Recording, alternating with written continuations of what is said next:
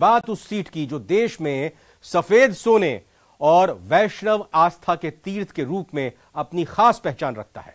4.5 साल बाद कितने बदले हैं राजसमंद विधानसभा के हालात और जनता की कसौटी पर कितनी खरी उतरी हैं यहां की विधायक। आइए देखते हैं ग्राउंड रिपोर्ट में विधायक का रिपोर्ट कार्ड।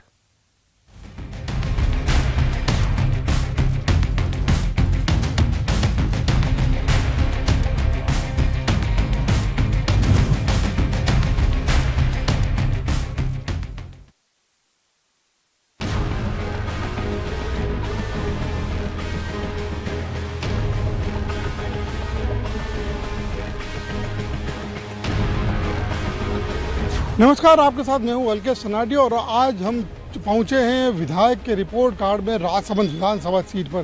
राजसमंद विधानसभा सीट की अगर बात की जाए तो राजसमंद विधानसभा सीट साल 1957 में अस्तित्व में आई थी। अगर राजसमंद सीट की अगर विशेषताओं की बात की जाए तो ये वो सीट है जो ना सिर्फ धर्मनगरी के तौर पर देश भर में अपनी पहचान रखती है, बल्कि यहाँ का सफ़ेद पत्थर जो है पूरी दुनिया को अपने दम पे रोशन करता है।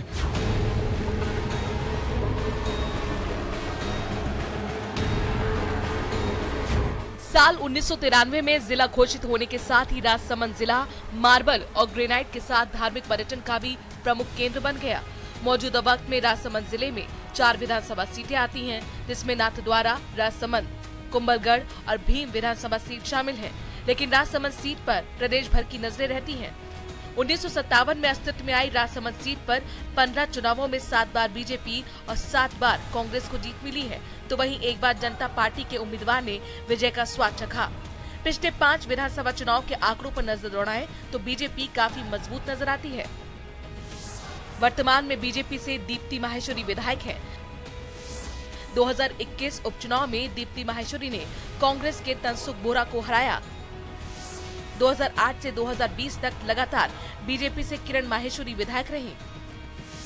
2003 में बीजेपी से वंशीलाल खटीक विधायक बने। तत्कालीन मुख्यमंत्री वसुंधरा राजे ने 2017 में राजस्थान गौरव यात्रा की शुरुआत राजसमंद से ही की थी। इसके पीछे की वजह ये थी कि जिले की सभी सीटों पर बीजेपी का कब्जा था। वहीं राजसमंद सीट से बीजेपी की दिग्गज किरण माहेश्वरी एक के बाद एक चुनाव में कांग्रेस को मात दे रही थी। नवंबर 2020 में किरण माहेश्वरी का निधन हो गया, जिसके बाद उनकी बेटी दीप्ति माहेश्वरी ने बागडोर संभाली। 2021 के उपचुनाव में दीप्ति ने कांग्रेस के तनसुख बोरा को हराकर बीजेपी का कब्जा बरकरार रखा। राजसमंद सीट के सियासी समीकरण की बात करें तो यहाँ 2,28,000 के करीब वोटर हैं, जिसमें एससी वोटर्स की संख्या 38,000, एसटी वोटर्स की संख्या 17,000, कुमावत वोटर्स की संख्या 30,000, ब्राह्मण वोटर्स की संख्या 20,000, जैन वोटर्स की संख्या 20,000, राजपूत वोटर्स की संख्या 16,000, जाट वोटर्स की संख्या 15,000 और मुस्लिम वोटर्स की संख्या 14,000 है। मौजूदा विधायक दीप्ति माहेश्वरी का दावा है कि वो जनता के सुख दुख में साथ खड़ी रहती हैं। वहीं उन्होंने क्षेत्र के विकास के लिए कोई कसर नहीं छोड़ी। सबसे पहला काम जो हमने कराया, जो उस वक्त सबसे बड़ी नीड और डिमांड थी कि आरके हॉस्पिटल में आईसीयू बढ़ाना, तो 1 करोड़ 10 लाख का आईसीयू का निर्माण पास कराया। ये सबसे पहला काम विधायक बनने के बाद मैंने करा। उसके बाद सेशन आया। हर सेशन में अगर विधानसभा की बात करें तो मेरे 100 से ऊपर 100 प्रश्न पूरे हुए हैं। हर मेरे सत्र में जितने भी सत्र खुले हैं तब से अब तक।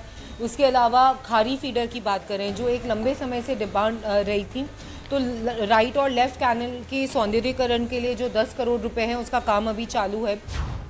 विधायक के दावों से अलग देखें तो विधानसभा क्षेत्र में आज भी कई ऐसे मुद्दे हैं जिनका समाधान अब नहीं निकल पाया है।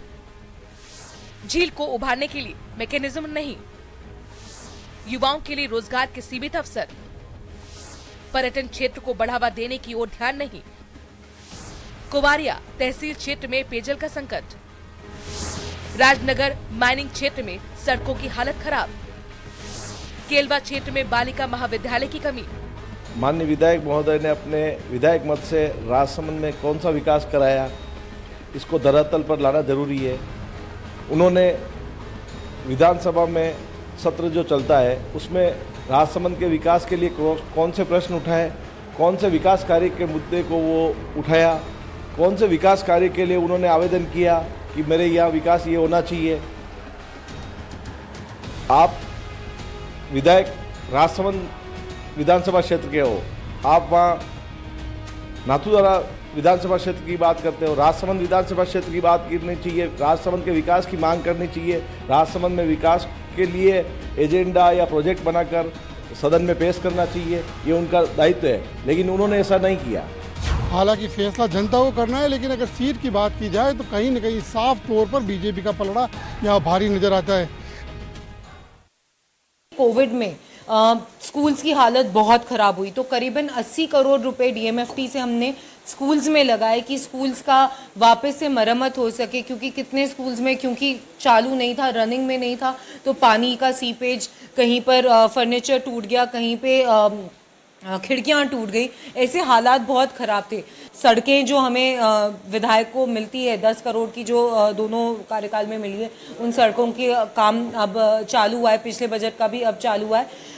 तो सड़कों का काम हुआ, पानी का काम अगर हम बात करेंगे तो एक बहुत मोटा बजट डीएमएफटी से हम लोगों ने पानी के अंदर भी डाला है, जिसमें टंकियां हो गई, जल जीवन मिशन के कार्य जो अच्छे से चल रहे हैं उसको किस तरीके से होना चाहिए, जल्द से जल्द पास होए वो रहा। और जहां जल जीवन मिशन नहीं पहुंच पा रहा था किसी गांव में, तो जो छोटे छोटे पानी के ट्यूबवेल्स, सोलर पनघट और इस तरीके के जो पाइपलाइन से कहीं जोड़ना, तो वो सारे काम मुख्य तौर पर हमने करें, क्योंकि कोविड के बाद जो सिनेरियो था वो ये था कि बेसिक रोटी कपड़ा मकान, ये 3 चीज़ें की सबसे ज़्यादा कमी हो गई थी, और उस चीज़ों को ही वापस से एक बैलेंस लाइफ लाने की ज़रूरत थी, और उसमें पूरा प्रयास है। मेरे को एमएलए लैड से 9 करोड़ 75 लाख 9.75 CR मिला है, जिसमें से मैंने 9 करोड़ रुपए की अभी तक स्वीकृति मैं दे चुकी हूँ। डेफिनेटली, क्योंकि देखिए सरकार हमारी नहीं है और गवर्नमेंट के काम बहुत धीरे हो रहे हैं। अधिकारियों के जिस तरीके से एक स्पीड में FS तक काम होना चाहिए वो नहीं हो पा रहा है, तो FS जारी होने में बहुत समय लग रहा है, लेकिन मेरी तरफ से 9 करोड़ की स्वीकृति जारी हो चुकी है। खारी फीडर नहर चौड़ीकरण के लिए उन्होंने मांग सदन में क्वेश्चन उठाया हो खारी फीडर नहर चौड़ीकरण का, तो मुझे आप बताएं। जनता जान चुकी है कि विकास कौन करा रहा है।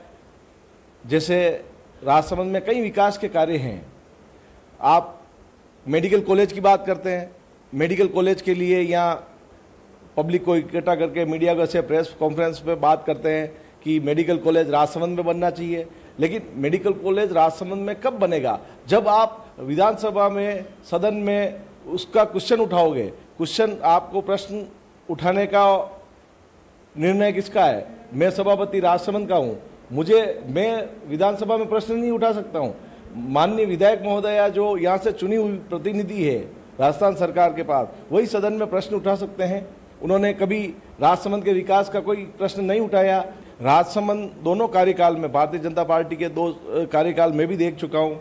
पूर्व जलदाय मंत्री सुरेंद्र सिंह जी थे, उसके बाद इस वसुंधरा जी सरकार में PhD मंत्री भी रहे मैडम, जलदाय मंत्री भी रहे, शिक्षा मंत्री भी रहे, लेकिन ऐसा कोई विकास कार्य नहीं कराया जिससे कि उनका नाम मतलब सदियों तक स्वर्णिम अक्षरों में लिखा जाए। जैसे अभी तक मेरा भी मानना है, नगर परिषद क्षेत्र में उनका नगर परिषद क्षेत्र भी उनके विधानसभा क्षेत्र में आता है, लेकिन नगर परिषद क्षेत्र में सिर्फ उन्होंने जो भी विकास के कार्य के लिए कहीं 5 लाख, कहीं 2 लाख, कहीं 5 लाख ये कार्य जो दिए हैं वो सिर्फ उनके पार्षद महोदय तक के लिए ही दिए हैं। पार्षद महोदय की मांग के अनुसार ही दिए हैं, 2-3 जगह दिए हैं।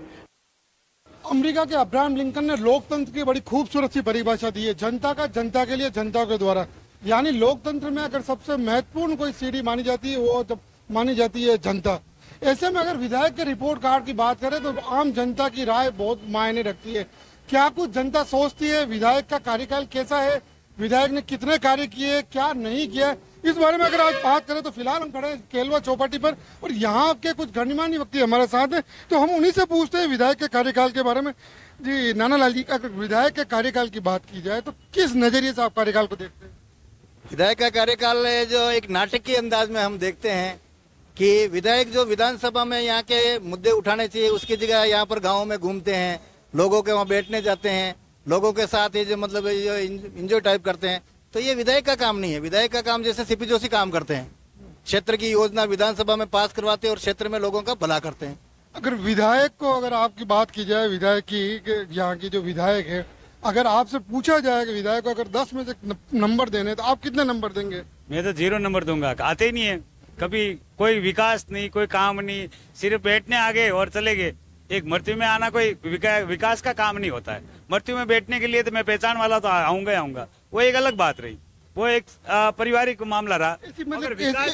ऐसी कोई डिमांड आपने अगर की हो विधायक महोदय से, वो पूरी मान लो उन्होंने नहीं की हो तो? मेरी पंचायत में आज तक कोई पैसे ही नहीं दिए, बजट में ही नहीं दिए। अच्छा। तो अगर मान लो आपसे पूछा जाए कि विधायक, आप जानते हैं विधायक कौन है?